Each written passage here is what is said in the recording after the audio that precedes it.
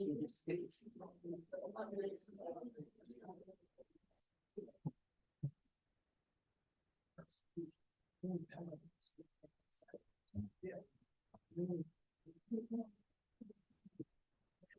afternoon, everyone.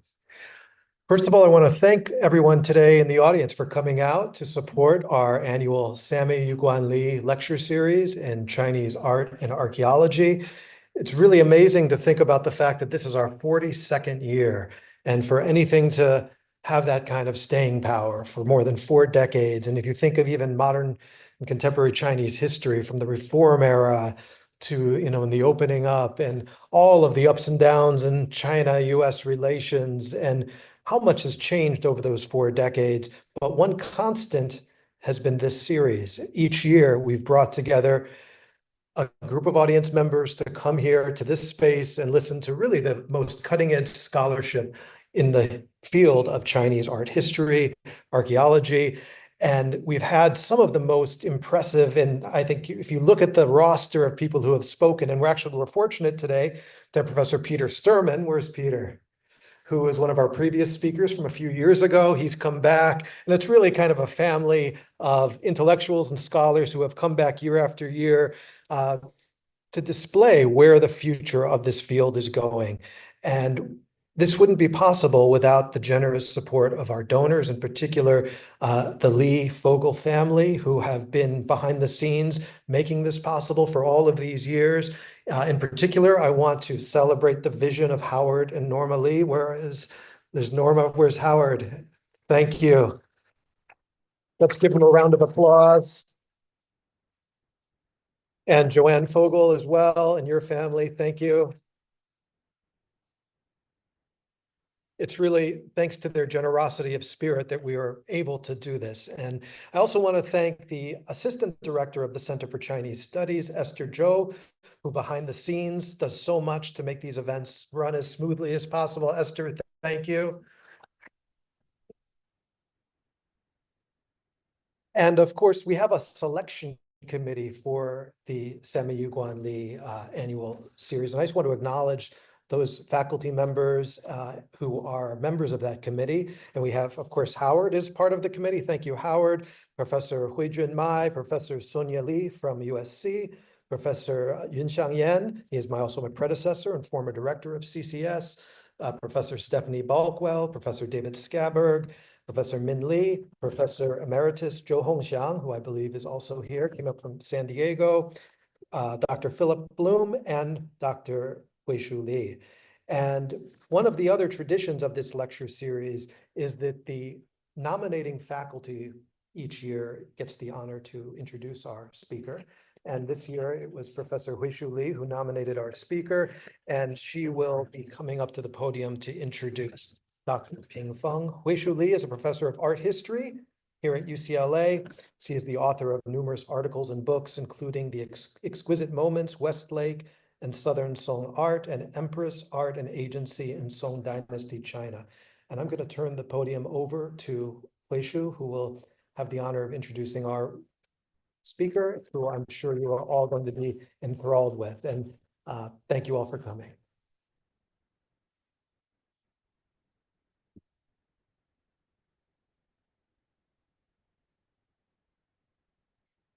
Thanks, Center for Chinese Study for bringing Dr. Feng Ping, and thanks, Michael, for the introduction. I'm thrilled that this year's speaker, and I have the opportunity to introduce her. Feng Ping, or Dr. Feng, is a colleague that I admire tremendously in many regards. Currently, she's a Forster Foundation Curator of Chinese Art at the Seattle Museum of Art, also affiliate associate professor at the University of Washington. I mean, from his current, position and his affiliation, you can tell she is one of the very rare in our field that span across both, curatorial work and also, academia.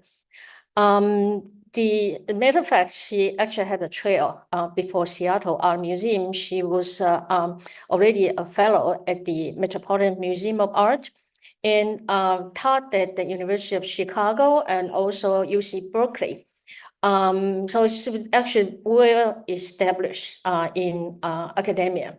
So her award-winning book monogram on 11th century the court artist, or mainly doing ink painting, Guo Xi. The book title, Efficacious Landscape on the Authority of Painting at the Northern Song Court. It's an award-winning book, but the book is very inspirational. I assign to my student in every seminar. It really provides a model, kind of groundbreaking, for many of us working on classical painting. She was the first one to kind of, very,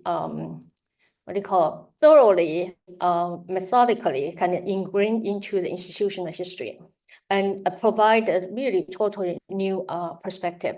And not only that, her research on the painter Guo Xi, not only as a emperor's painter, as what we most of us understand, her approach, how the Guo Xi were able to engage the literary arena. In other words, there's a fluent boundary. So for me, it's really a groundbreaking book. And of course, it's never, continue to move on, and extremely dynamic, spanning from Northern Song to earlier. Now she's working on Tang. Yesterday's seminar, she presented material utilizing this new kind of meta materiality approach. And for me, again, it's something so refreshing, so exciting. And of course, that we're going to lead to today's talk and her next book project. I haven't got a chance to read it, but it's going to be on the titular, recognition of painter and calligraphy as a faucet in Chinese spatial imagination. So I really look forward to that. And her records in Seattle Art Museum also stunning, because she kind of led an extensive kind of project to expand and also modernize the Seattle Art Museum, the landmark building. It's a 1933 Art Deco building, to something the most updated from the overall conception to envision something global. That's the most current trend. So the building reopened in 2020. So it's a kind of let go of the old, kind of division of the region.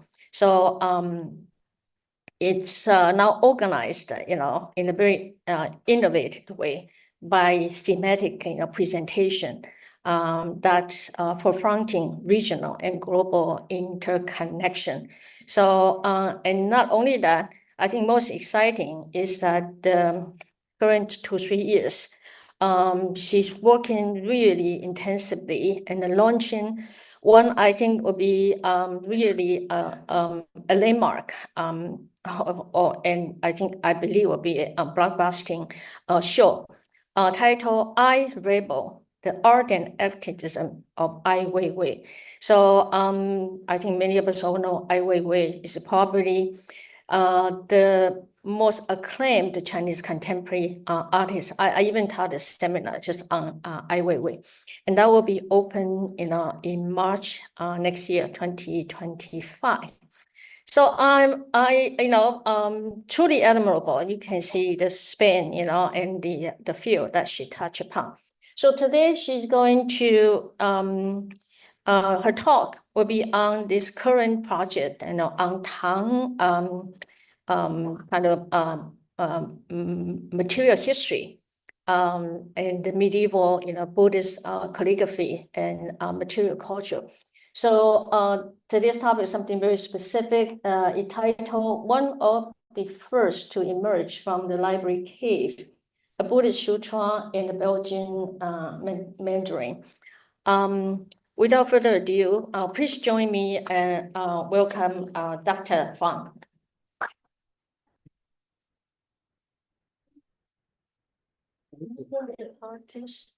你要拿着吗？是有一点那个。Do you have a mic stand? Okay, I will have to hold it for an hour. That's the light. Let me see here.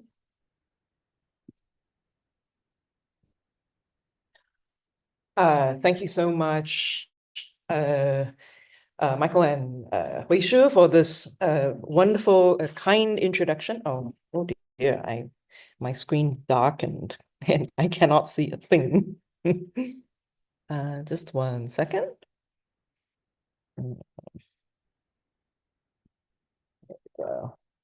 Yeah, and so good afternoon, and nice to have such a nice crowd for this year's Family Lecture on Chinese Art and Archaeology. So I'm Feng Bing, and it is a pleasure to be on UCLA campus on a sunny day while it's desperately dark and raining in Seattle. So I'm happy to leave that behind for an afternoon.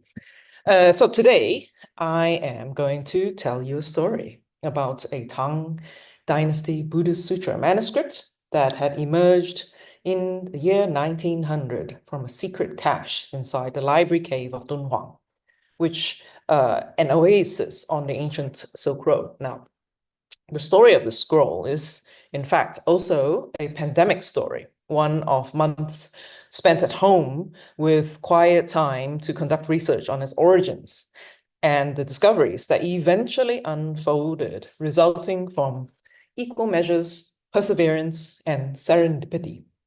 So let me begin with a summary of some basics just to set the stage, even though some of you are already very familiar with this historical background. Dunhuang was an ancient city located at the convergence of the northern and southern caravan routes of the Silk Roads. It was an oasis, a center of trade, but it was an outpost, a very, very long way away from the capital in central China, surrounded on all sides by harsh terrain, with the Gobi Desert to the northeast and the Taklamakan Desert to its west. The Mogao Caves are near Dunhuang, right there in the arrow. And in 1900, the nearest major town was Suzhou. This is today's Jiuquan. The capital of Gansu province is over here, Lanzhou at the bottom. And then the capital of Xinjiang province is Urumqi. But Tefan, right there next to it, was an important stop for caravans, being in the lush Tarim Basin. Zooming out for a sense of these huge distances that are involved, you will see here, see if I can get my pointer to work. Yes. Dunhuang is right here in far western China, and the Tang Dynasty capital is in today's Xi'an, 1,000 miles away from Dunhuang, when the manuscript was created in the 8th century. Note Beijing and Shanghai over here, and another spot here, the capital of Mongolia, Ulaanbaatar, which features later in today's story. So from the 4th to the 14th century, Dunhuang was a mecca of art and worship. The many religions practiced there, as divergent as its residents and the travelers, which included pilgrims, monks, nuns, traders, merchants. There were Taoists, Nestorians, that is Chinese Christians, Zoroastrians, Manichaeans, Muslims. But the primary religion that flourished at Dunhuang for 1,000 years was Buddhism. Near Dunhuang, a rock cliff named Mogao, or the Peerless Caves, where hundreds of caves were excavated over a millennium as temples. About 500 of them were decorated with murals. There are about 2,400 stucco sculptures showing scenes of Buddha's life. And these splendid painted mural images depicted the paradises that awaited believers, and they survive in slightly faded glory.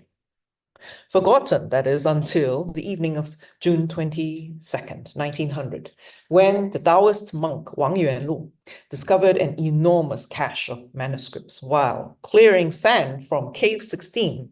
Wang's workmen accidentally discovered a hollow wall along a passageway. In removing that false wall, they found a hidden door. The sensational contents of the library cave of Cave 17 founded an entirely new field of Chinese medieval studies called Dunhuangology. As unofficial guardian of the Mogao caves, monk Wang Yuanlu found ways to solicit donations to maintain these temples and to restore the statues. At the time, the library caves tattered yellow documents you can see on the bottom left. These documents and paintings, they seemed less than valuable. So monk Wang Yunlu gave away many hundreds of these scrolls to local Chinese officials to cultivate favors. And he later also sold thousands to the first foreign explorers to visit the Mogao caves, really for a pittance. The first to arrive was the Hungarian-British archaeologist Mark Orlstein in 1907. This photograph on the left shows Stein with his Chinese secretary, 3 Indian and 1 Uyghur assistant, and in the middle, his famous dog, Dash. Next to arrive was the French sinologist and polyglot Paul Pelliot in 1908.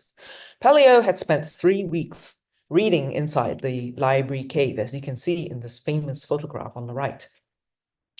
Their expeditions gave birth to rich collections of Dunhuang documents from the library cave in Europe, namely today held in the British Library in the Bibliothèque Nationale. The documents are held there and the paintings held in museums.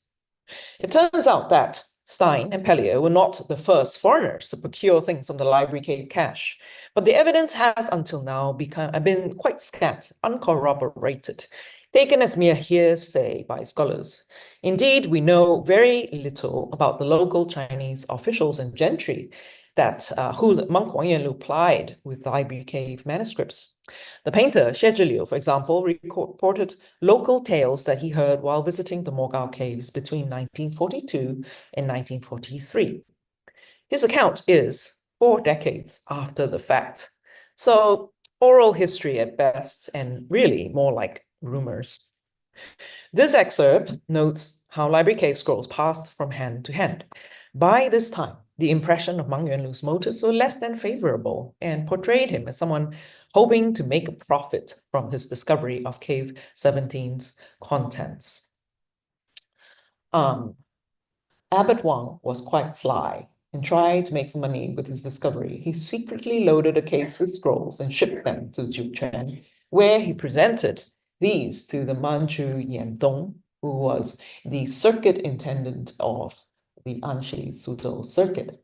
Yandong did not realize what these were. He thought that the calligraphy of the scrolls was inferior to his own, thus he did not value them much. Abbot Wang felt greatly disheartened by this, and he left the manuscripts behind and returned home. Then a Belgian man presented them from the tax office at Jiayuguan. This is nearby Suzhou. Was about to return home to his country, and he came to visit Yandong. And when he was about to leave, Yandong brought out numerous scrolls, presented them to him. So this Belgian man then traveled westward to Xinjiang province in this account, and in turn offered some pieces to other local officials in Xinjiang. The Belgian man in this account was, in fact, Paul Splengert, a Qing dynasty government official, a Mandarin who served as tax collector, and a longtime resident of Jiayuguan. Today, I will explain the steps it took to confirm this fact from Xie Zhiliu's oral history. In the early 20th century, besides Dunhuang locals and foreign explorers, very few people willingly visited this desert outpost. Around the middle of the 20th century was when Chinese scholars and artists like Xie Zhiliu also started traveling to Dunhuang to better understand the splendid cave temples. Painter Zhang Daqian was the first to arrive in 1941. He was the most prominent advocate of the caves, and it was he who invited the younger man Xie Zhiliu to join him. Zhang Daqian attempted to do repairs and make replicas of the Mogao cave murals. You can see him here on the right. He's making a copy of painting on a stretcher. James Lowe and his wife Lucy arrived in 1943. James was a photojournalist for the Central News Agency, and he had taken a year's leave to photograph Dunhuang. Lucy Lowe was also a photographer, and she remains hale and hearty. In fact, she'll be turning 105 years old soon. In 2016, I organized an exhibition at the Seattle Asian Art Museum along with Princeton Art Museum about James and Lucy Lowe's meticulous and archival documentation of what the caves looked like before the Chinese Cultural Revolution. The show discussed the technical virtuosity, the aesthetic sensibilities of their photographs, and it also included examples of sutra and paper fragments that they collected, some of which Lucy tells me they literally picked up off the desert floor during their 18-month stay. The exhibition at the Seattle Asian Art Museum eventually ended, but something of long-lasting significance occurred as a result. During the run of my show, I had given a talk about Dunhuang to members of the museum. It so happened that one person in the audience mentioned my talk to his father. And his father then wrote me a letter saying, quote, "I have a page of scripture that may be from the Mogao caves at Dunhuang," unquote. The distinguished gentleman was a respected medical doctor in his community, Dr. Yi Chuanqing. He and I then corresponded for over a year about the manuscript, and he generously offered the fragment to the museum as a gift. In one letter to me, Dr. Qing charmingly made a plea for the museum to take over care of the scroll, saying that, quote, "The manuscript probably left China around 1938 and has been in Hawaii in a trunk with mothballs and at ambient temperatures and humidity ever since," unquote. During that year of correspondence, we furiously researched the manuscript in all its dimensions. In order to bring something like this into my museum's collection required significant due diligence. I worked on art historical aspects, and my colleague Geneva Griswold, our objects conservator at the Seattle Art Museum, helped me on the science. We had to thread very carefully, indeed, knowing of the many possible difficulties that lay ahead to determine if it was possible to acquire this work for the museum, given what we know are the major issues. First, the known issue of forgeries of Dunhuang manuscripts, and second, the provenance, the history of ownership, how the piece left China and under what circumstances. So we took a sample from this area, a tiny piece, the size of a period, in 12-point period as you're typing. It was already hanging on, literally by a thread, and we sent it to a laboratory for fiber analysis. The following slides I'm about to show you are credited to Geneva Griswold. In physical examination, the transmitted light shows this translucent quality of the paper. You can see the fiber distribution is uneven, with long fibers and undispersed fiber bundles and these clumps that are evident. It also reveals the presence of laid lines, or I don't know if you can see it from here. These faint horizontal lines that are the hallmarks of the bamboo or the silk sieve used to mold paper pulp.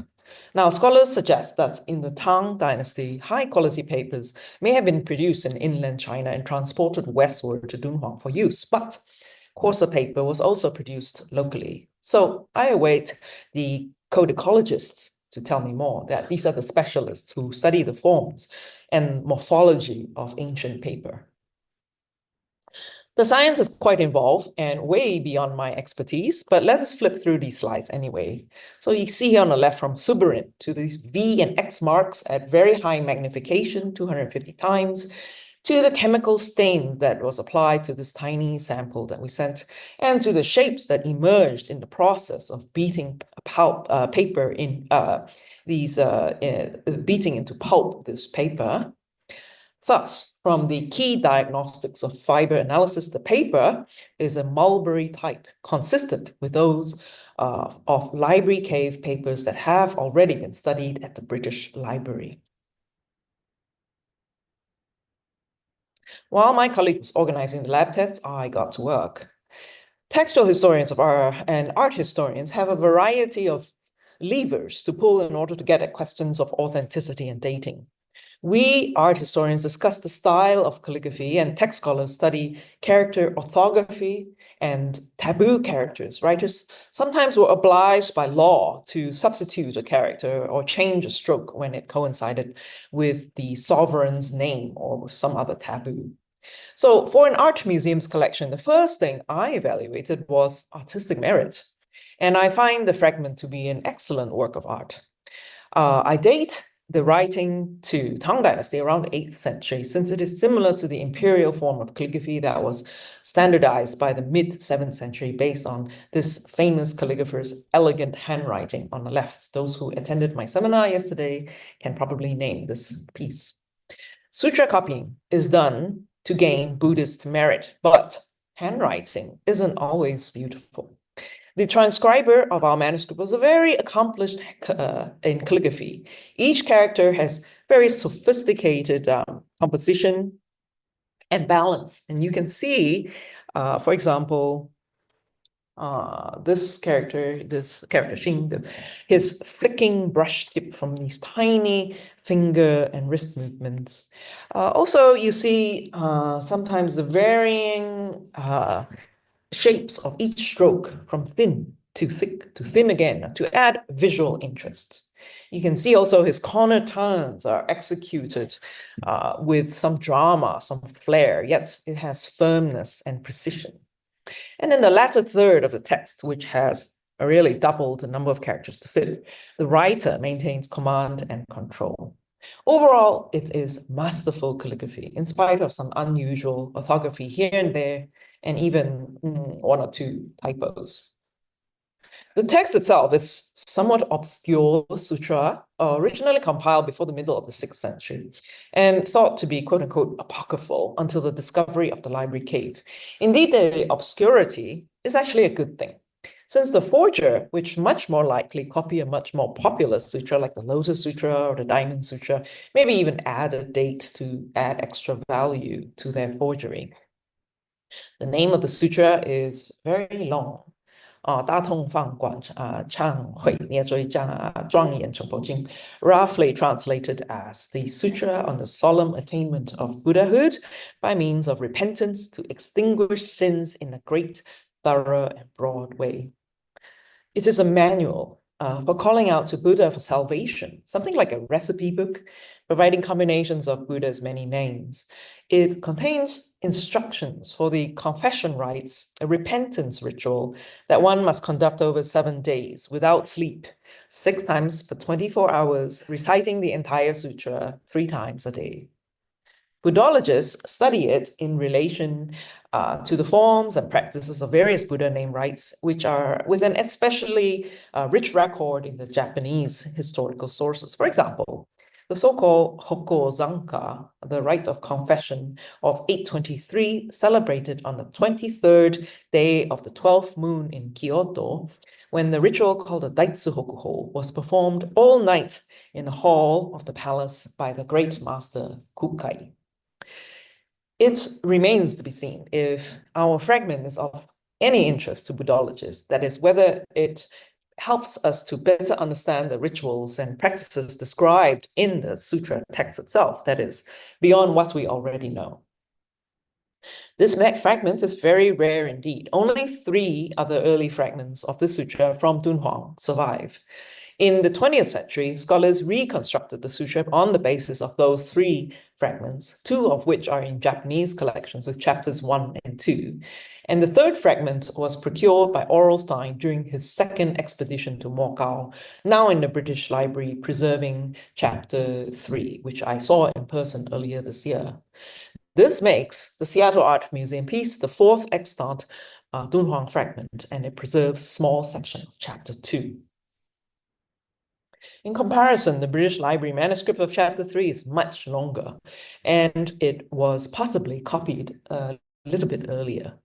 From a detail of the British Library Sutra at left, we see how the character compositions are slightly squatter in shape, sort of elongated side by side, and the brushwork is a little bit plumper, showing much less of this attenuation, the flicking brush tips complexity that was established by the mid-7th century as seen in the Seattle fragment at right. But there are also some similarities, such as the scalloped top edge and bottom edge due to the water damage while rolled up. And also you see the yellow color of the paper, which is from a berberine dye that functions as an insect repellent and very often used for Buddhist sutras. And besides all of these techniques, it happens that our manuscript fragment has one additional unique feature. The fragment arrived at my museum, mounted together with a very curious document, a gift letter written in English. It allowed me to unlock the fragment's ownership history. The author of this letter and owner of the fragment was one Rao Yu-ai. The recipient of the gift and this letter was Professor Anna Billay. Professor Billay, or Bill, lived in China for 11 years from 1923 to 1934, teaching freshman English at the vibrant and progressive campus of Tsinghua University. She had been invited there by Fuk Tan Ching, her former high school student in Honolulu, who would chair Tsinghua University's Department of Foreign Languages and Literature 3 times during World War II. As his son, Yi Chuanqing, describes it, this was through bombing and privation, when the faculty was sometimes reduced to eating rats. When the pilots of the American volunteer group, the AVG, or the Flying Tigers, arrived, Fuk Tan was their liaison. And later, when the US entered World War II, he trained interpreters for General Stilwell's officers who were commanding troops in Burma. He returned to Hawaii in 1948 upon the communist victory. By that time, Professor Billay had passed away, but she had bequeathed her Dunhuang fragment to Fuk Tan Ching, her old friend. Eventually, Fuk Tan gave it to his son, Yi Chuanqing. Last year, Yi Chuan sent me this photograph of his father on Tsinghua campus, taken by the faculty building around the 1920s, which you see on the left. Dr. Ching also sent me this picture on the left, taken as a boy with Professor Billay after her retirement to Hawaii. And if it were not for his persistence and very generous gift to Sam, the Dunhuang fragment might have been entirely lost to knowledge. The stories of Professor A.M. Billay and Fuk Tan Ching against this sweeping background of wartime experiences are in themselves quite fascinating to me. But today, I want us to head a different direction, namely to investigate the identity of Rao Yu-ai. The signature on the gift letter is in English, so this leaves us with a difficulty since it provides no information about the Chinese characters or the pronunciation of the name, nor the person's gender. As you know, Chinese is a tonal language. For example, the word I pronounced in one tone can refer to several different characters, each with different meanings. Furthermore, I cannot confirm which Chinese dialect is being expressed in this transliteration.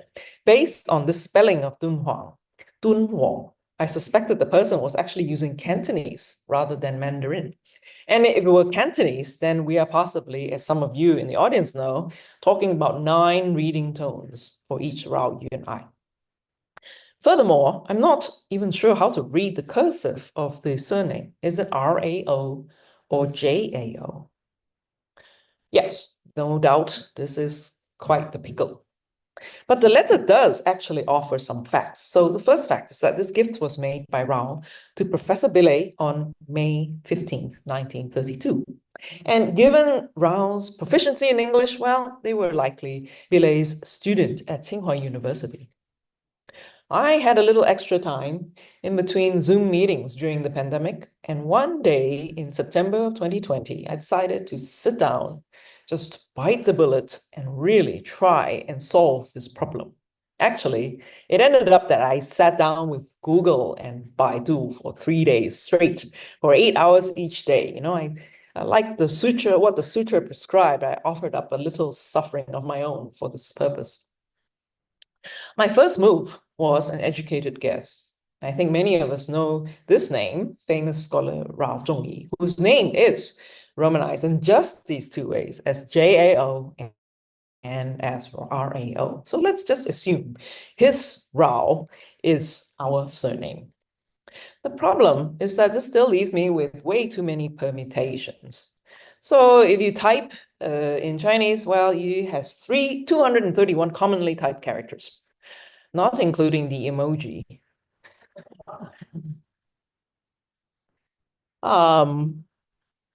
I has 75 commonly typed characters. So 231 times 76. We have 17,325 possible combinations, provided I had guessed the surname correctly. So clearly I needed a better strategy to narrow it down. Logically, while there are 231 Yus, not all were equally common in names. So I went to work inputting combinations of Chinese characters based on Rao plus the different Yus. Soon I discovered this person, Rao Yutai, who was a famous physicist, which then led me to several other early 20th century names regularly appearing with that Rao and that Yu. A name that caught my eye was one of 3 daughters of a prominent medical doctor, because she was a translator with international experience, and all 3 of Dr. Rao's daughters used the same Yu as their middle character. So I thought, interesting. And with that in hand, I started randomly inputting different I from my list of 76 possible Is, plus adding Tsinghua University and Foreign Language Department to my search terms. It was a piece of luck that I chose to input the word I, love, and bingo. Amazingly, my search using the word love kicked up just 1 and only 1 result. It pointed to a book listing all the professors and students who had attended Tsinghua University between 1927 and 1949. Rao Yui was listed as a female graduate of 1933 from the Foreign Languages Department, and her entry in this book lists some of her accomplishments. It was this medical doctor's daughter, after all. After receiving her degree in 1933, Miss Rao Yui went on to work as assistant professor of history at Peking University. Then, in the 1940s onwards, she served as an interpreter at various high-level cultural and education meetings and at international conferences. She translated at the Embassy of Greece and twice in Berlin for the International Women's Federation, and she died in Beijing in 1981. Therefore, we can ascertain with confidence that Miss Rao Yui was 20 years old when she made Professor Billy a gift of our Dunhuang scroll fragment while attending Tsinghua University in Beijing. Professor Billy, in turn, bequeathed it to Fuk Tan-ching, her dear friend and chair of the department at Tsinghua U, after she passed away in Honolulu. Fuk Tan then gave it to his son, Yi Quan-ching, after his death in 1956, and then Yi Quan donated it to Seattle Art Museum in 2017. Needless to say, being able to identify Rao Yui was very gratifying indeed. But then we might ask, from whom did Miss Rao herself obtain the scroll? Obviously, the next step was to do a bit more research on her family background. Her father, Rao Fenghuang, was a medical doctor, and I discovered that he was also a devout lay Buddhist. He co-sponsored a Buddhist research association that promoted the teaching, research, translation, and engraving of Buddhist scriptures. The trail of family breadcrumbs led me back to Miss Rao's grandfather, Rao Yingqi. It turns out that he was the 4th provincial governor of Xinjiang province and Gansu province, and Dunhuang was under his jurisdiction at exactly that time when monk Wang Yuanlu's discovery of the library cave on June 22nd, 1900. Rao Yingqi is a very important figure in the economic history of the region, having also served as Xinjiang's Minister of Finance. He embraced mining and he used the province's rich mineral wealth to bolster revenue. And by 1898, he and agents of the Russian Empire negotiated for a partnership in a gold mining enterprise in the Katu Mountains. I point this out because, firstly, Rao Yingqi's willingness to work with Russia was an anomaly, since Russia was a source of expansionism and aggression towards the Qing dynasty since the mid-19th century. His colleagues were much less willing and open to foreigners. Secondly, Governor Rao Yingqi's complete official record survived. It was published in 38 volumes. The index alone is well over 1,000 pages. His official events, projects, written notes, telegrams, all collected there.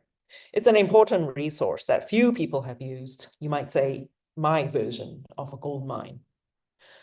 The mineral resources of the Gansu and Xinjiang regions caught the attention of foreign powers besides Russia. The same year that Governor Rao completed his gold mine negotiations in 1898, Belgium's Leopold II began planning for an expedition to Gansu province to buy land and to establish a village.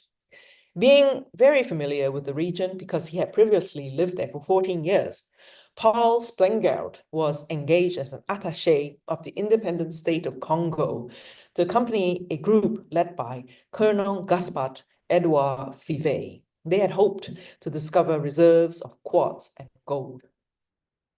In this part of the puzzle, it was important to investigate the movements of Paul Splengard.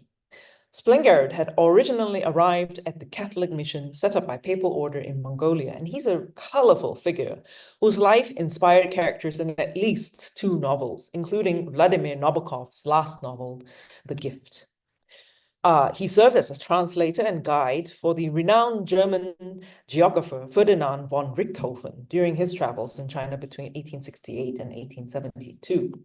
Richthofen was the one who had popularized the term Silk Roads.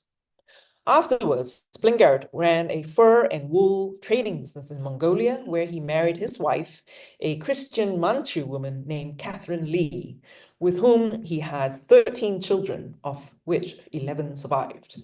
Their descendants today number in the hundreds, living in China, Venezuela, Canada, and the US, Seattle and Vancouver included.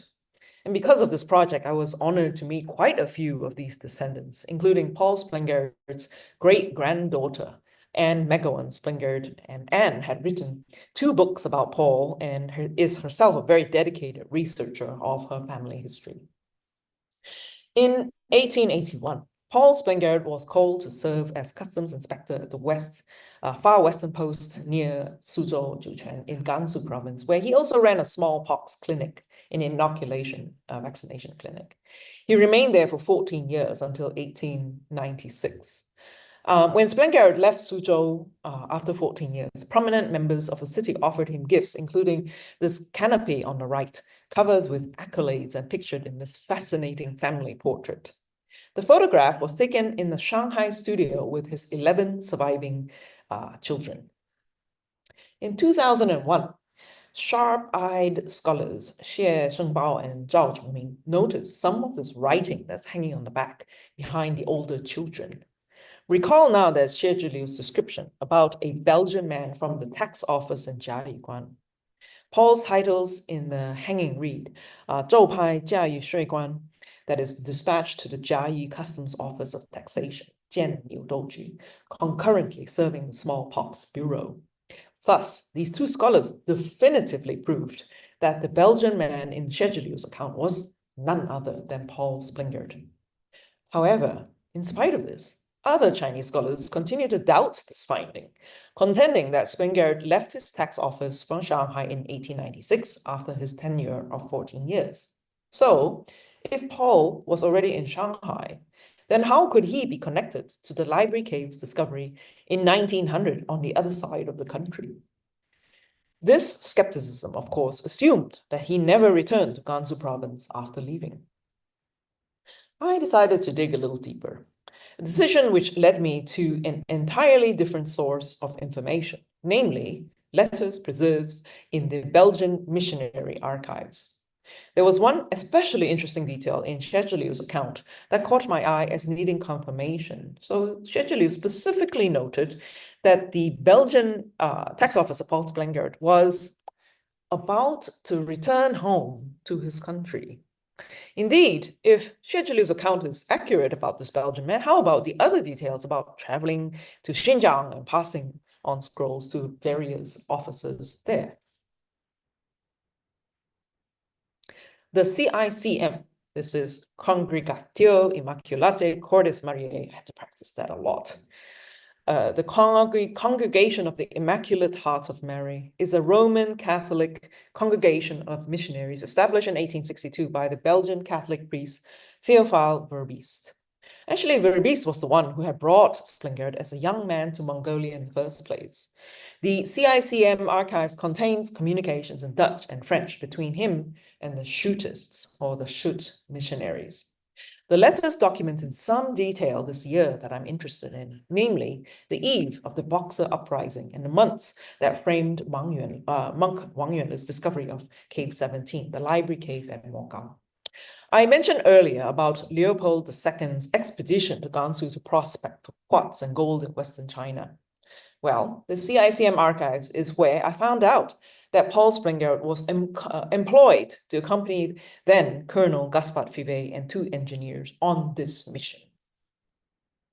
Based on the letters in the CICM archives, I put together this rough chronology of Paul Springard's Gansu itinerary with Colonel Fivet in 1900. So in February, they arrived at Lanzhou, which is the capital of Gansu. And in their second venture out, around June or so, they traveled to the northern Gansu area of Suzhou or Zhuquan.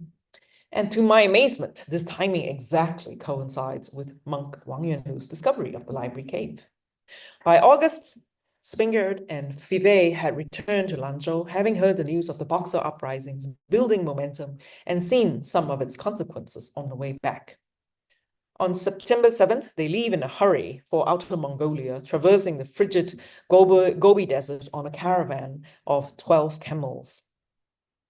And with an escort of a Mongolian border prince, they made it safely to Ulaanbaatar by around November. Paul stays in Ulaanbaatar while the rest of the group returns to Europe overland via the Trans-Siberian Railway. Paul remained because he wanted to reunite with his wife, Catherine Lee, who had to leave behind in Lanzhou during this escape. Xue comment that Springard was about to return home to his country must therefore refer to this hurried escape. What does this mean for us? Let's say, while leading Colonel Fivet's expedition through northern Gansu, Paul Springard passed by his old home of Suzhou, where he spent 14 years. Then he stopped by to see his old colleague, the Manchu official Yan Dong, and then Yan Dong gave him some library cave scrolls from his stash, which had, by happenstance, just been offered to him by monk Wang Yuanlu. Yan Dong had nearly 1,000 scrolls, maybe around 800 or 900, so he had plenty to offer as a souvenir to Paul. This was around early July, thereabouts. I was now determined to figure out when Springard next traveled westward to Xinjiang province because I wanted to know if and when he had an opportunity to pass along library cave scrolls to Governor Rao Yingqi, specifically the scroll from which Sam's fragment was eventually cut. My 2 questions were, number 1, did Governor Rao Yingqi and Paul Springard already know each other? And number 2, did Paul travel to Xinjiang on this trip or some other trip? Was there an occasion for the 2 men to meet up? Simple questions that took me a couple of years for me to resolve. By the time of their return to Lanzhou in August of 1900, the city was in ferment. The sense of danger expressed in missionary letters, very palpable. The Boxer Rebellion of 1900 was a watershed moment in the history of China. The bloody uprising against Western imperialism gained momentum and spread across the country, but it ended with defeat and the realization by the Qing government that it must modernize to be on equal footing with the West. The Boxer Protocol peace treaty punished the Chinese nation and claimed financial indemnification for the attacks and the destruction. When this friction exploded, Paul Springard was forced to flee. As a guide to his group, seeing calls to kill all Europeans must have been at once terrifying and heartbreaking for him as a longtime resident of China. Paul was thus caught in between worlds as a Qing Dynasty high official, as the father of Manchu Belgian biracial children, and as an ally of foreigners and missionaries. He was soon called to be an arbiter to pursue indemnification in Gansu, Ningxia, and Mongolia, according to the treaty terms. Many letters flowed between Paul Springard and these men on the left from the Belgian vicariates in Gansu province and Mongolia, and they offer us a sense of great immediacy. Through them, we might imagine some of the emotions at that moment. Unfortunately, I read only a tiny bit of French and 0 Dutch, but luckily the online translators are quite good these days.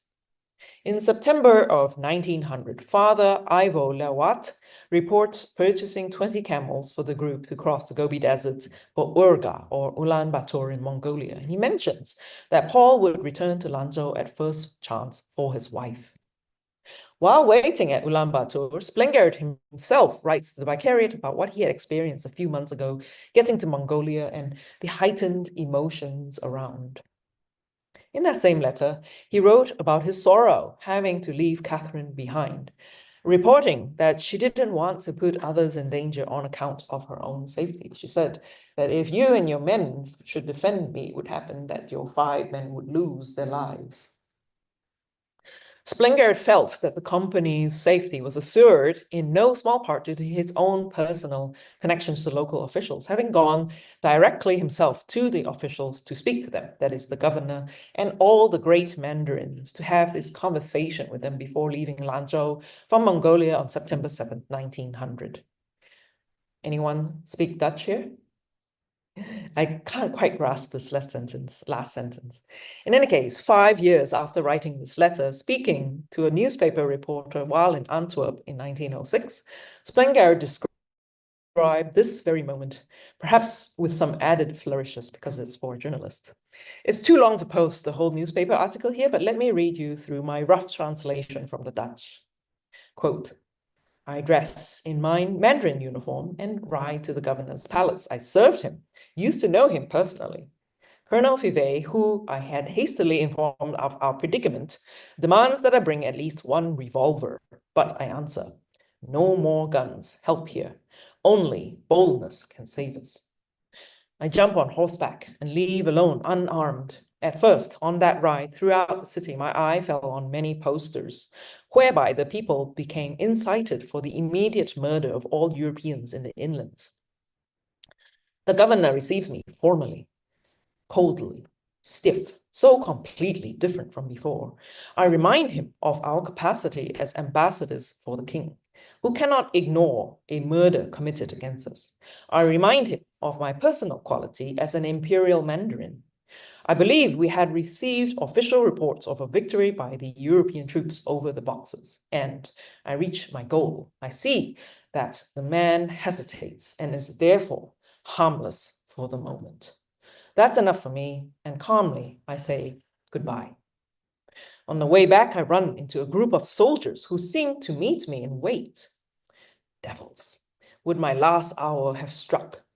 Standing in the stirrups, I ride through the ranks that open up to me, mine eyes fixed stern on the lieutenant.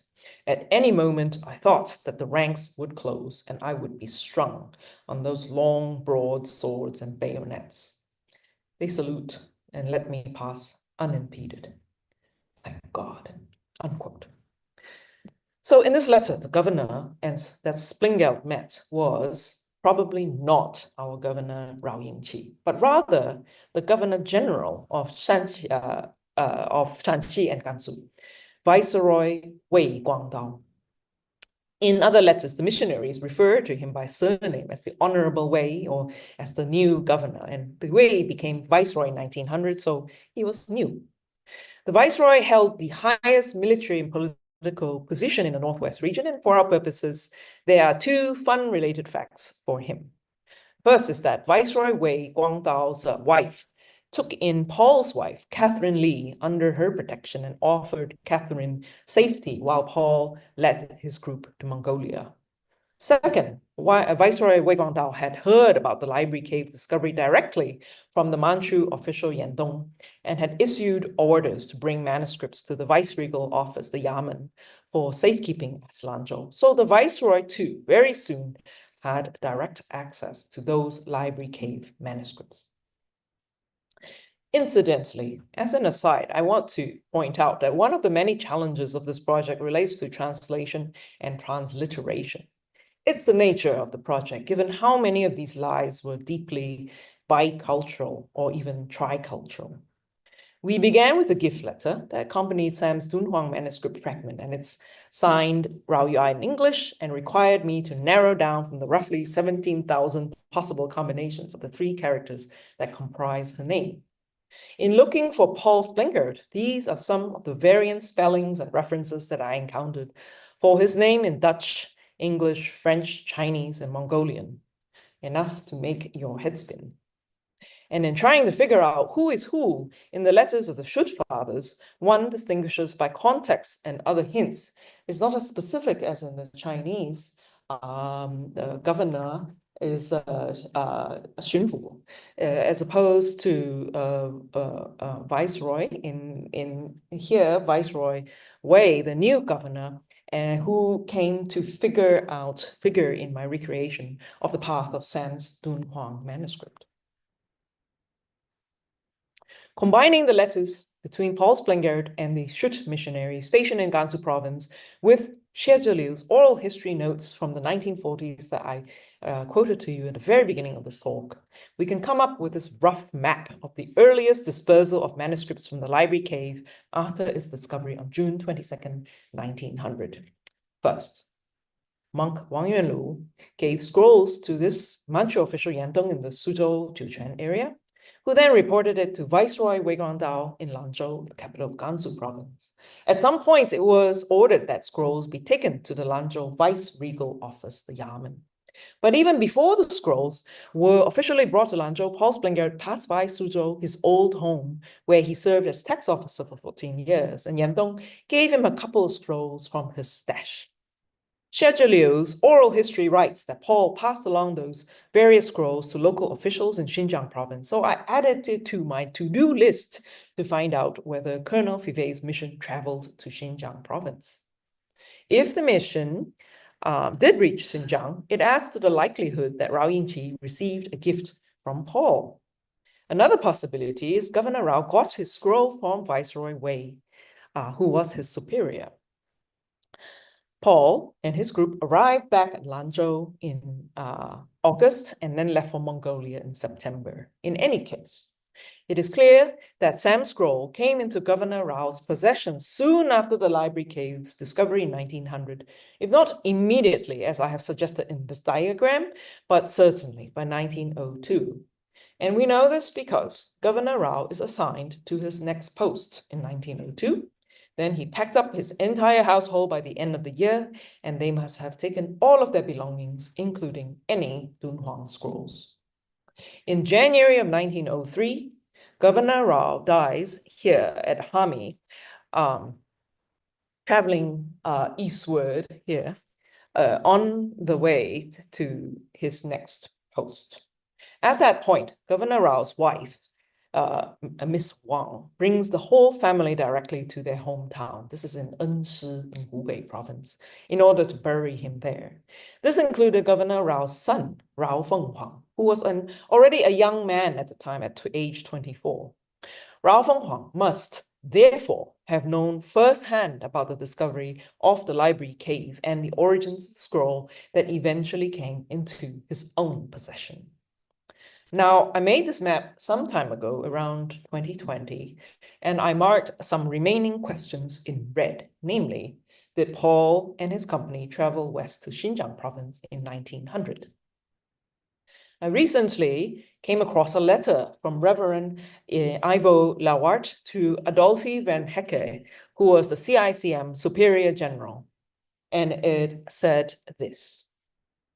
It took me some months to figure out the Chinese equivalent of what this is, Nanxi Zhou. But when I did, the letter contained everything that I had hoped for. The last piece of the puzzle fell into place.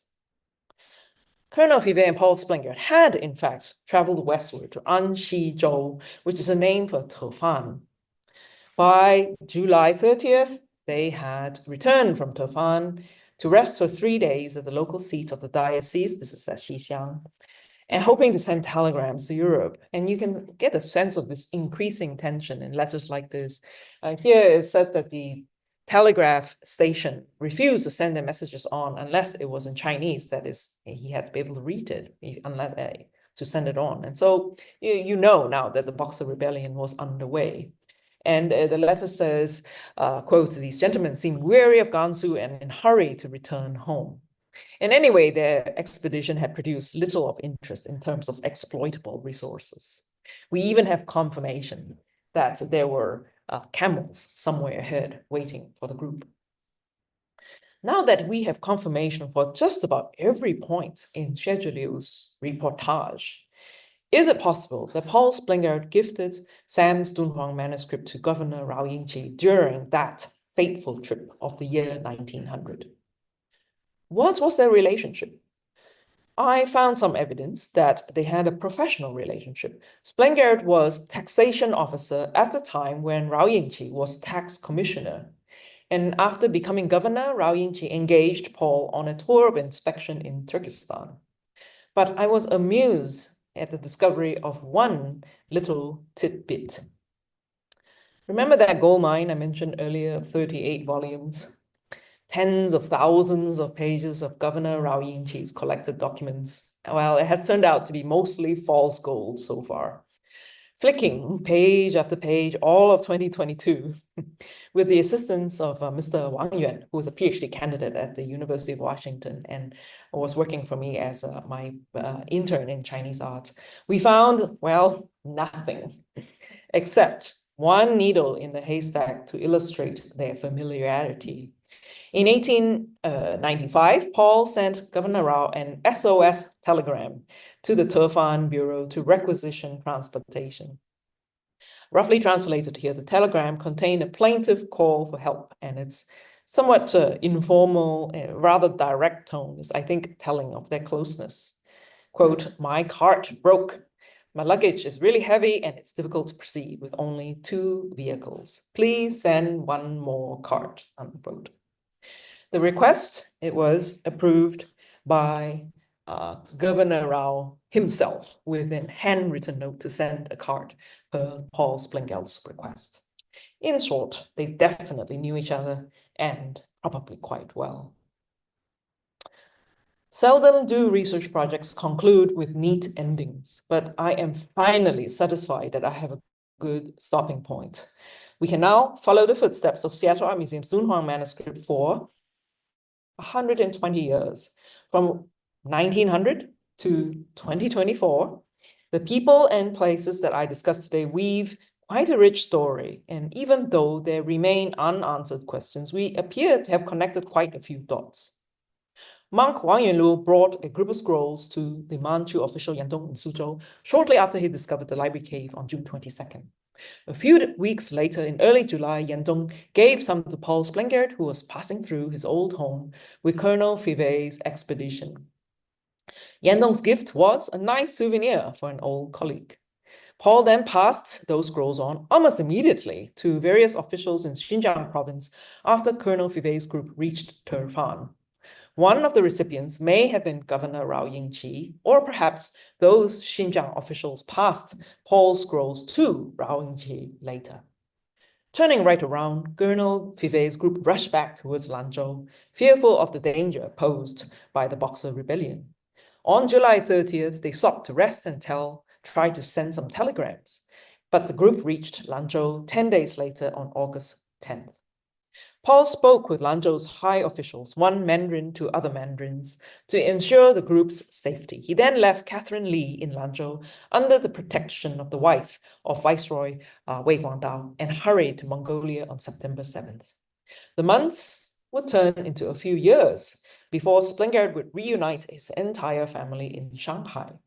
I believe this was when the family portrait with 11 children was taken, after the conclusion of the indemnification duties that Paul had to execute following the Boxer Rebellion. Meanwhile, Sam's Dunhuang manuscript took a different path. In January of 1903, Governor Rao Yingqi dies in Hami, and the family returns to Hubei province with all of their belongings, including their library cave scrolls. The son, Rao Fenghuang, a young man, travels to Japan for his education, but eventually he ends up in Beijing, and decades later with a political career in the First Congress. His daughter, Miss Rao Yuai, obtains one section of their family's library cave scroll, presumably from her father. At the time, it was quite common practice to cut up long Dunhuang Sutra scrolls to offer as souvenirs to friends, a little piece at a time. The manuscripts were not considered to be treasures as they are today. Rao Yuai gives one fragment to her esteemed English teacher, Professor Anna Billet, in 1932, who then returns to Hawaii and bequeathed it to Professor Fuk Tan Ching, who then bequeathed it to his son, Dr. Yi Chuan Ching. Dr. Yi Chuan Ching donated it to Seattle Art Museum. Except for the top edge of the water damage, the scroll mostly survived intact. It evaded the Boxer Rebellion of 1900, the Sino-Japanese War of 1937. It survived Hawaiian humidity since 1938 for nearly 80 years. And the berberin dye insect repellent repelled both Dunhuang bugs and tropical Hawaiian bugs alike. It traversed epistemological realms from its creation as a religious text in the 8th century to its reconceptualizations as a nice souvenir and then as a worthy gift. It traversed geographic realms, migrating from Dunhuang to Hubei to Beijing and eventually traveling from Honolulu to Seattle, where it reappeared to the public for the grand opening of the Seattle Asian Art Museum in February of 2020 after a renovation project, 1 month before the start of the COVID-19 pandemic. I'm pleased to report that the research that you just heard summarized, research that began during the pandemic, this was published earlier this year in the inaugural volume of a new journal on Silk Road archaeology. So if you are interested to find out even more details than I've presented today, I will direct you there. And thus we conclude here our story of a scroll from Dunhuang. Thank you so much for listening. You have been very patient to hear this long talk, and I hope you found it at least entertaining. Thank you. We're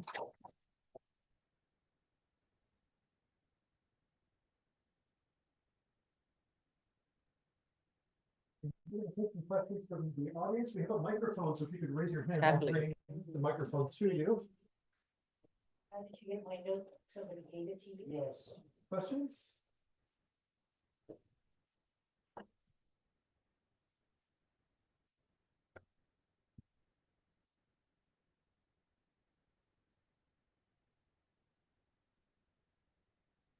I think you have answered every single question.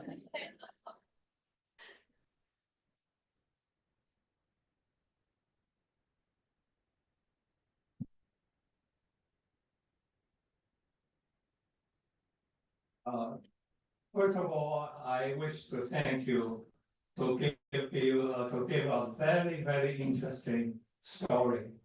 I remember at this place we got the stories about Dunhuang, but your story is not just about the document, but also about the story of a family, and I'm very happy to hear that, and also I admire your ability to juggle the numbers to come up with the names.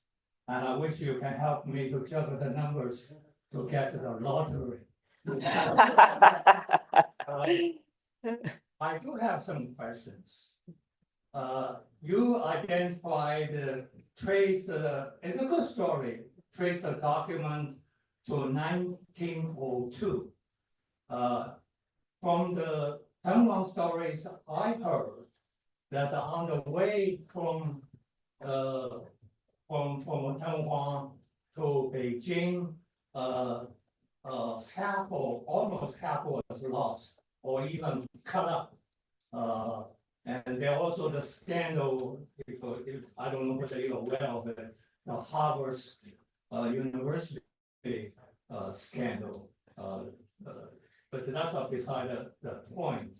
But what I'm trying to say is there are two periods that you mentioned is of tremendous interest to me. That is 1932. I think I saw the Xiao Yao Yu Ai the note is 1932. Now 1931. If you remember, is the Manchuria invasion by Japan.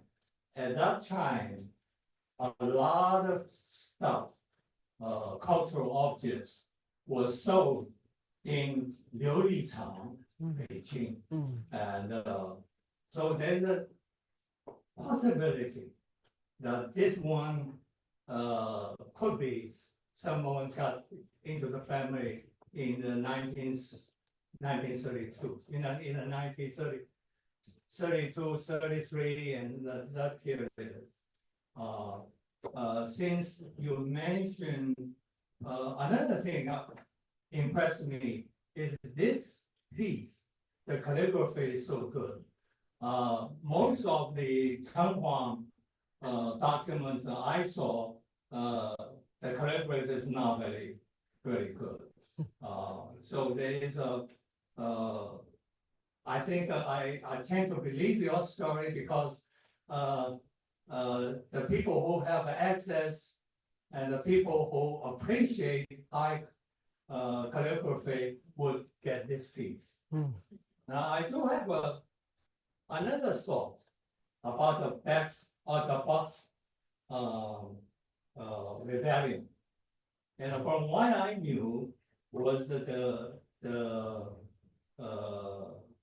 it caused by the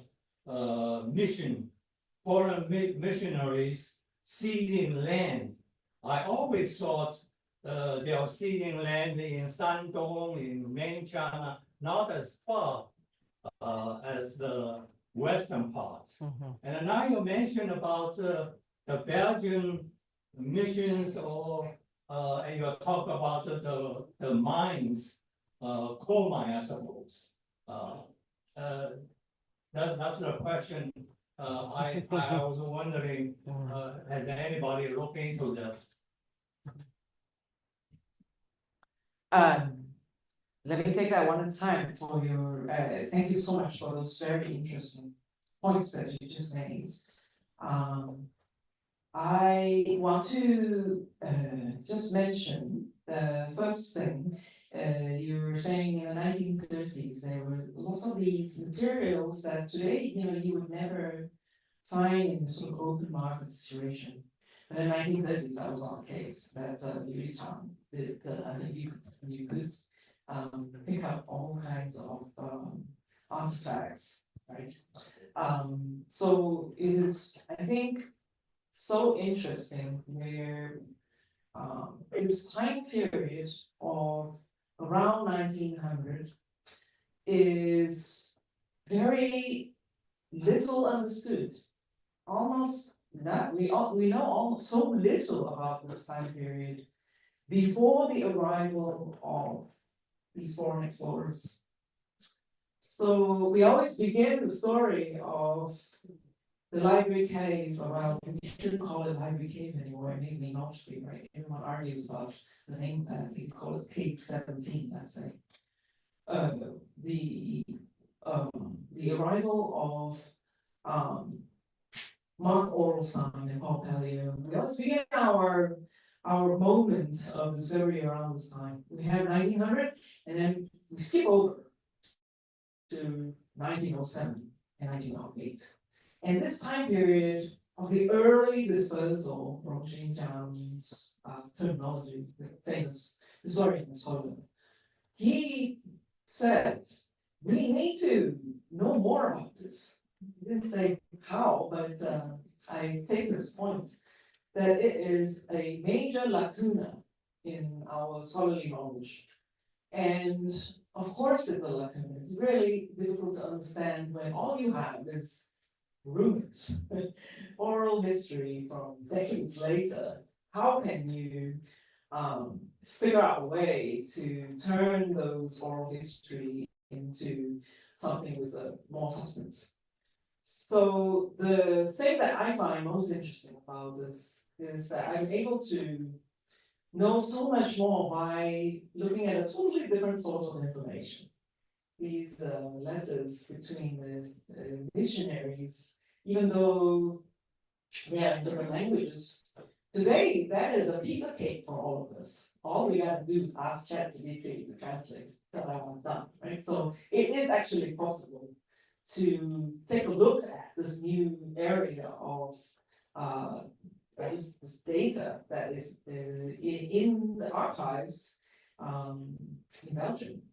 So there's going to be lots more things there that's available. And of course, Ryan's collated works, I think there's got to be something there, but those are not digitized. There's no way to go through those except flipping pages. So it's the volumes take up through 2 whole shelves at the Berkeley Library. So I was only able to manage to flip through some of the index and try and figure out which volumes to pull from storage. So those are the 2 major areas which I think may hold some further answers for us from this period of 1900 to 1906. 6 years, very crucial years, but we know basically next to nothing.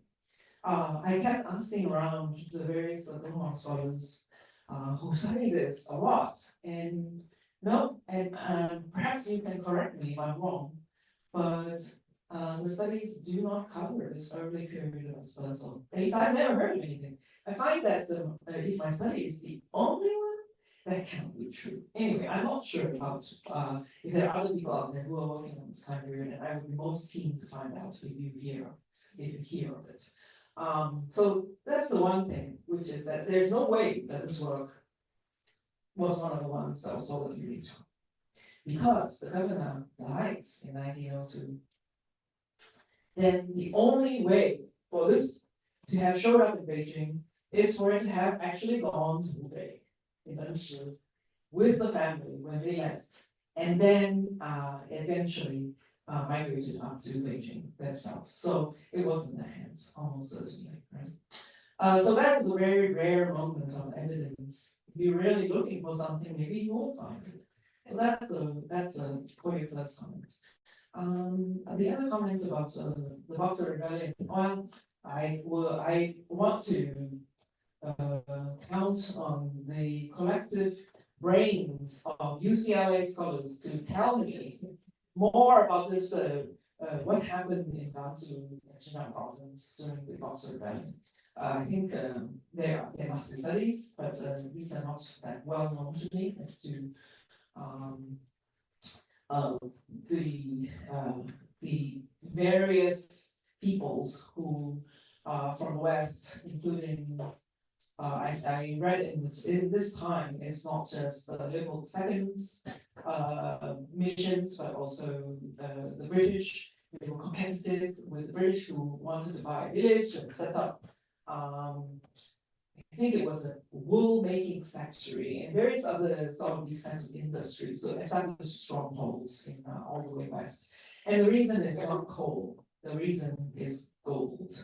That was the main thing. They found oil and were greatly disappointed. They had hoped to find gold. So these are the kinds of resources that these foreign groups and missions had hoped to exploit in arriving to China. So I think that those are the 2. Is there anything that I missed to answer your question? Thank you. Thank you. I'd like to create a space for some student questions. Do we have any undergrads or grad students with questions? Oh, very good. Very good. All right. Tell me what problems there are in what are the holes? No, I really enjoyed your lecture. I'm personally, I guess like very, just consider like a Qing Dynasty history enthusiast. I actually like heard your answer to just now, like you were talking about how, like the period from like late 1800s, beginning of the 1900s, like those really crucial few years, there's like very little understanding of it. I was wondering if you like kind of maybe could answer the question like if there have been like any Manchurian like written in the Manchu language reports on this, because like when I'm usually like learning about this type of history, I'm on Baidu a lot as well, and they often mention the fact that like a lot of reports are like not known a lot because they're usually written in like the native Manchu language and not translated to like modern Mandarin. Of course, like this pertains more to like maybe like Qianlong era, because like I personally am more interested in that era, but like after that, I'm not sure, like, if the Manchurian reports might continue, like, do they have any help in, like, I don't know, like, art history type of thing? Because like, for example, I was really interested in the fact that like, they mentioned, the official post, like,干江, I think, 干江巡抚, like that type of post, so I just thought. Shinfu versus Dongdu, right? So Oh, there's Dongdu, governor yeah. versus viceroy, governor general. But yeah, I just thought it was really interesting. I just wanted to ask, like, maybe there might be some type of, connection. I'm not sure though. This is just like me thinking about it from what little knowledge I have. So you're a Qing Dynasty history enthusiast. Okay. I love hearing that. I think that language translation is one of those things that's so key to studying this time period, and that an expansive or rather a broad approach is really important. So as you can see, so many languages are involved in today's study, right? And the non-standard transliteration is really a problem because it's quite difficult to figure out what to do with all these names and of place names and names both, right? And as I mentioned, it's because these this time period is a study, a cross-cultural study. It's a multicultural, bicultural, tricultural lives. And of course, they spoke many languages and they had to. So Paul Springer, he's a fascinating person. He taught in South China. So he just sort of, as a young man, just arrived in China, rather arrived in Mongolia, and then just went at it. And he became a trusted interlocutor because he was trusted on both sides, both the English, the Belgian side, and also the Chinese side. And because he took care of his community, he tried to take care of people's welfare and health. And actually, the family is still really very welcome there. They travel back, and their newspaper reports about how this family came back, and Paul Spaniel's son built the iron bridge into China. So you know they have vestiges of their relationship with that country still in place. So what I'm trying to say is that multicultural experiences of these people, from foreigners living there, and this relationships with the folks on the ground is important. And this means for us is that we must be open to many languages in these types of projects. I don't have Manchu. I suppose Manchu can be translated by the digital translators these days. There must be, right? Just assuming there has to be. So if you can digitize it, then the machines can help us read it.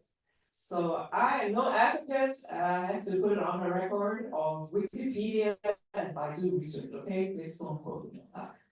But there are purposes that it can serve.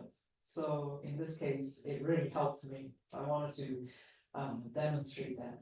So just so you know, what I showed you today, my editor for this article, she's like, take it out. You should not advertise that this way. But I actually am kind of proud of the fact that it actually gave me some returns, and I wanted to show that it's possible to do. Why not use all our technological capabilities to try and chew through these problems which we have never been able to solve. So why not? So yes, please help me read the Manchu. Go right ahead. I would love for any and all help to read the sources and see if anything else can be made of this and to fill these lacunae in our scholarly record. Thank you for that. Good question. Another question.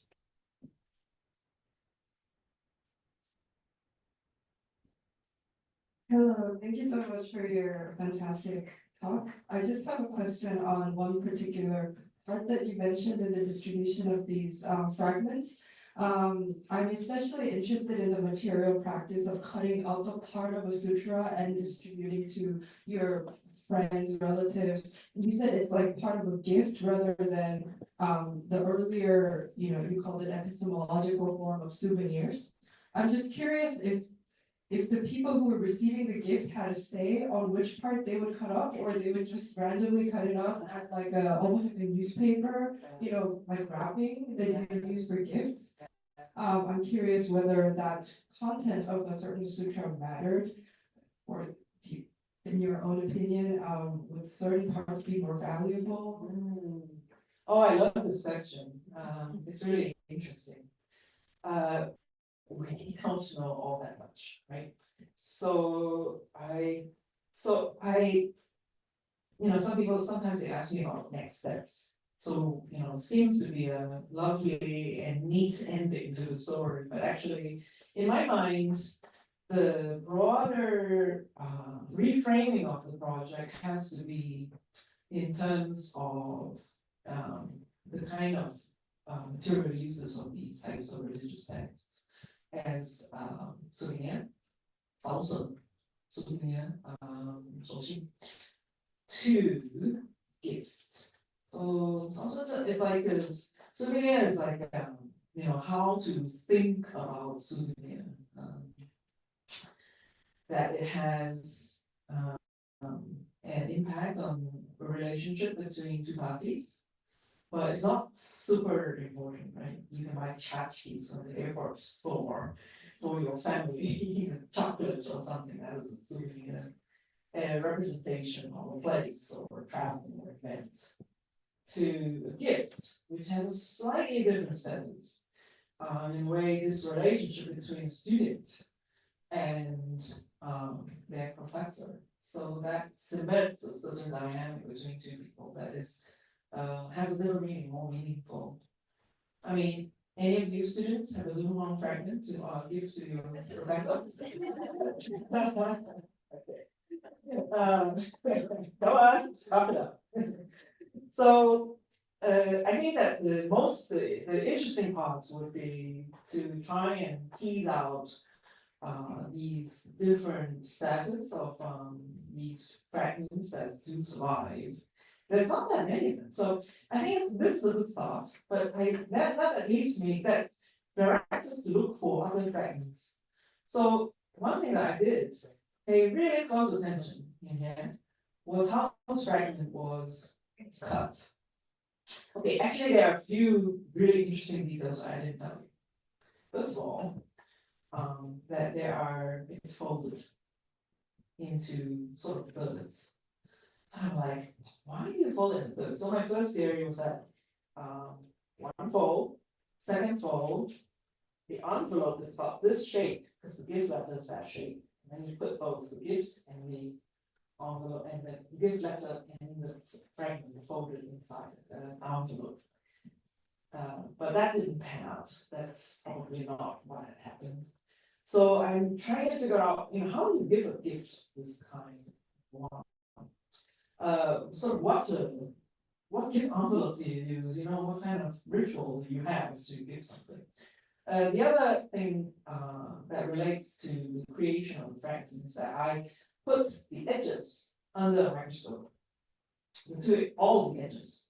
Because I'm trying to figure out, well, the top and the bottom, there are losses because of the water damage. So pieces fell away or are imperfect today.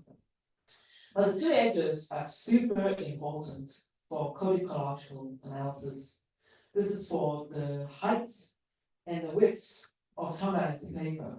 So there are scholars who specialize, incredible. I mean, gosh, what a job. You go around and you measure all the dated manuscripts and the sizes of the papers, and then you make databases. Really amazing. So this is why actually I dated to the 8th century because of the height of this piece of paper.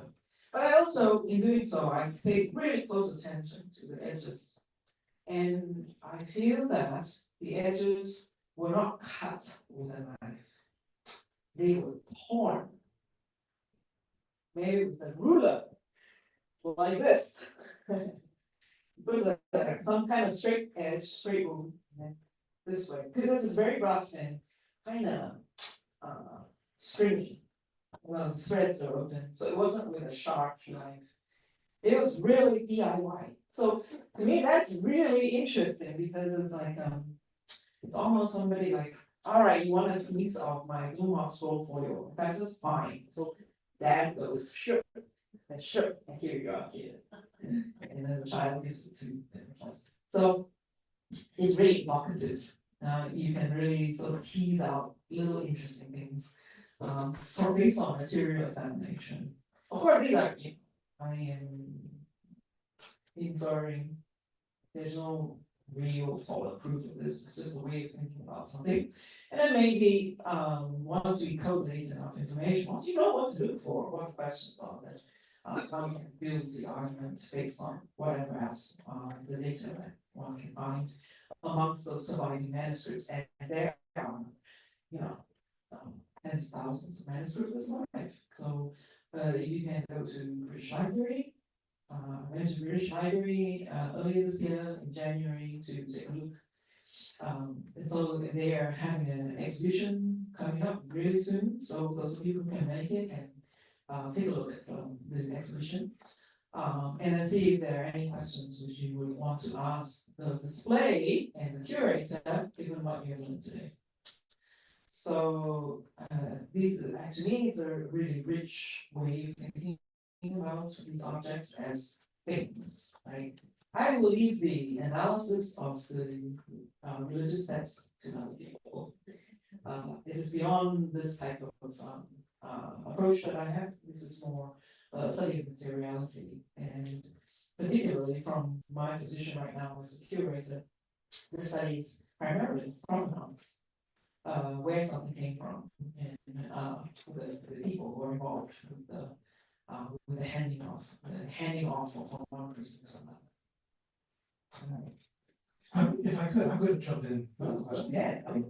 Because you were looking at one page of one manuscript and its magnificent journey that it took. And I'm wondering, the other fragments that made it out, like those in the British Library or elsewhere, how does this journey compare to those journeys? Did they end up in a museum collection much earlier, or did they have equally complex prehistories before ending up somewhere? And what can we learn by juxtaposing these different journeys that these fragments have taken? Thank you for that question. So, as I mentioned earlier, this journey is a pretty unique piece of information that we have retrieved from the trash heap of object history. This is so precious because we have this gift letter and we're able to recreate the story of this family, the Rao family. The stories of those works that are held in the Bibliothèque Nationale and in the British Library are very, very deeply and often studied. There are many tomes that talk about how these, especially Mark Orestein had obtained these manuscripts, several in his different expeditions. So there is a suggestion that the first trip, which I had intimated at the very beginning of the talk, had opened his relationship with the monk Wang Yu, and he went away with a number of parts worth of materials. Then he went back, and the second expedition produced the scroll which I showed you, the British Library Sutra, the Buddha Sutra that I showed you to compare with this one. So he went back multiple times, and then these objects, sort of he had transported westward towards India, to the India office, and eventually they arrived in the British Library.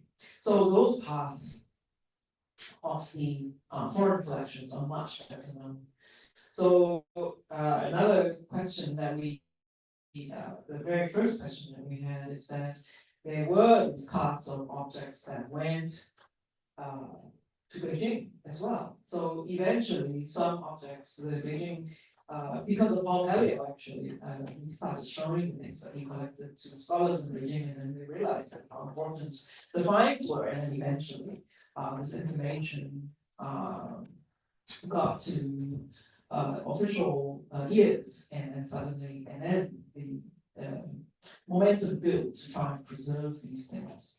So there are huge collections. So this is in China still. So I think that the important thing to note, I think, is that the study of Dunhuang manuscripts from Cave 17 must be an international collaboration, because these objects are in all parts of the world. And in fact, the IDP, the International Dunhuang Project, the aim of that is exactly to do that, which is to bring together all the pieces of information from all these sources and put it in one place, so that it's easily searchable and usable. So because of this project, I somehow have put together a small group of Dunhuang fragments at the Seattle Art Museum.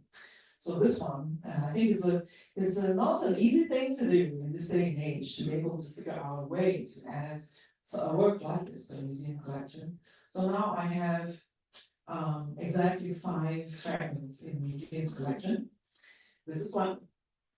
And I mentioned very early on that with my relationship with Lucy Lowe, who is 105 years old, she gifted my museum 4 of the fragments that she collected in China, well, as one of the first guests to Macau in the 1940s.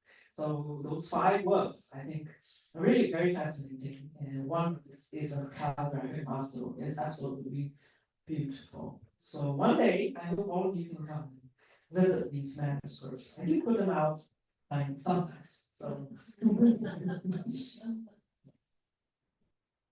The question? Other questions?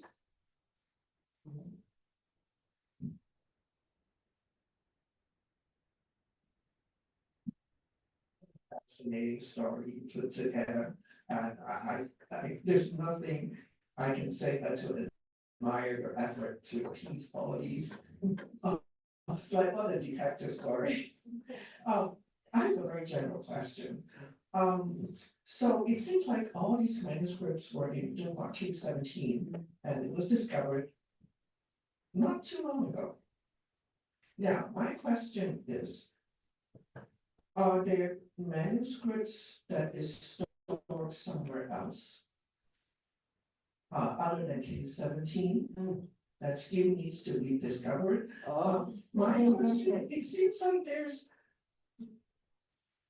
like everything stopped after Song Dynasty, right? So what they discover is up through Song Dynasty, or do they have something more current than Song Dynasty in that Cave 17? I see. Yeah. So Cave 17 is a time capsule. So it's quite amazing, right? So the last deposit, 11th century. I think. Is that correct? That Talmud period, wasn't it? Yeah. So there is a data manuscript which they sort of roughly propose when the cave was sealed. So there is an end point. So we know the beginning, the earliest to the last period. So there is a time, there is a moment, but the controversy is why did you put all these manuscripts and paintings and not just Chinese, multiple languages, right? The ones that are a lot of the ones that are not in Chinese, which Paul Pelliot could read, they're in the Bibliothèque Nationale, they're in France. So why gather them together? Now, I mean, I don't think that we're going to find another Cave 17. So they know Dunhuang now is the Academy varies. They know a lot about their physical layout of caves. They're well studied, and now incredibly, there's a really good conservation program there now. Just curious, who's been to Dunhuang? Yeah, quite almost every half at least, right? It's an interesting place. So I don't know if you've been recently, but I know that I've been into the control room. Anyone been into the control room? Yes. So the control room monitors oxygen levels. I bet you didn't know that. It monitors numbers of people, and because when you have lots and lots of people in a tiny, tiny cave, tourists, for example, people start passing out. And so they actually are very careful about these various caves. So they know a lot. So we're not going to find another cave 17, unlikely. Yeah. But on the other hand, what it is that we don't know is just as much. So it's like what is the library cave? We still don't know. It's still a hot topic. There are some people who, it's not a library. It's not like you go in there and you can check out a scroll, right? And then return it after the due date. It's not like that. It's not. And so the term library cave is actually a little bit, it's fallen to the wayside slightly. But to me, it's quite evocative because it evokes a collection of texts, which is what it is, and paintings and textiles and any number of things. The other theory is that this is one of the early theories. I think it's a Stein theory that it is a deposit of sacred waste. What do you do with sutras when they get a little old, they get a little bit taken out of condition? Deconsecrate? I don't know. I mean, I don't think you can do that. So you're not going to throw it away. It's not going to go in the trash heap.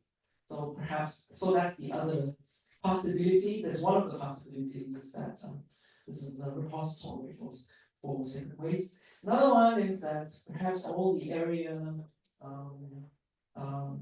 temples, not just Mogao, but some other temples in the area, all brought their sacred waste to the deposit in this area. So this is a real, it's a real specialist field of studying the meaning of cave 17.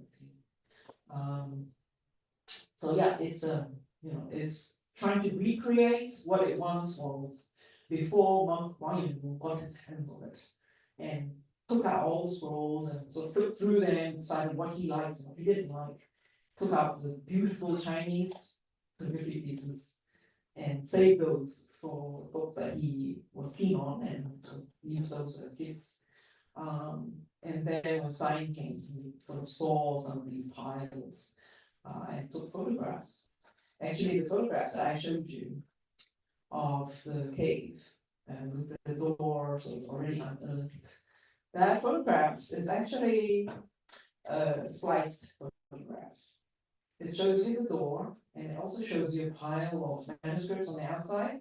Well, those are actually two different photographs joined together by Stein. He adopted this photograph, by the way. But the idea is that, yes, monk took stuff out of the cave, and then he was able to see that in piles.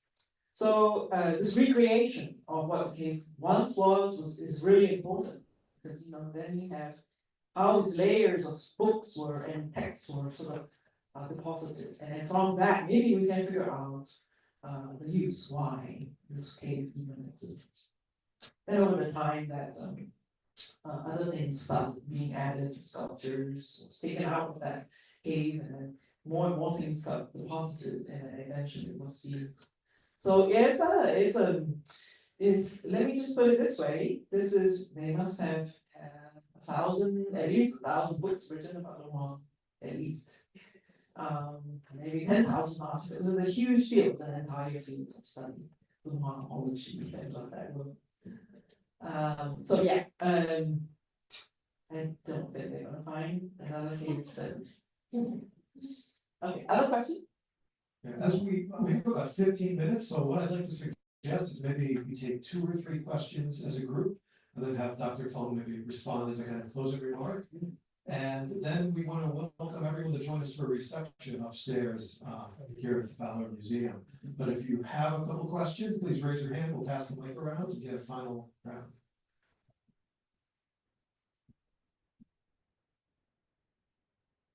Thanks, lovely lecture. I'm just curious whether, given the kinds of digital affordances that are around right now, and kinds of projects that are cropping up in other big bodies of recovered manuscripts, whether there's any effort to piece things together so you can find the piece from which this was torn by matching it with others. That would mean working with the text, but also with the paper, mean having access to a serious catalog that would show images of other pieces, possibly matching the paper. But anything you can say about that would be interesting to me. Yeah, I'm hopeful. And the reason I'm hopeful is because I know for sure, right? For sure, there are 3 pieces of this particular sutra that are excellent. We can be sure that they came from my wiki. And I mentioned those earlier in the talk, 2 in Japanese collections, and 1 in the British Library that I showed you the entire story. This Seattle Art Museum one is the 4th. But I didn't tell you about the 12 others. But I don't know what those look like. So those are, I discovered those from of the sutra, records of this sutra, from 2 of the concordances of sutra manuscripts that I consulted. So total, and all you have is basically a number, and that's it. So I think if one day I can manage to identify where those things are from the concordance, I can try and look and see whether there is any possibility for a matchup. Wow, that would be so amazing, right? If that could happen. Easier said than done. So it's one thing to find it in an index, and it's another thing to actually get a picture of it, partially visited. So maybe one day, or perhaps an enterprising graduate student amongst all of you, or undergrad. Yeah, if you want to put your energies towards this little project, it is open and available to you. Other questions? Going once? If not, please join me in thanking the wonderful.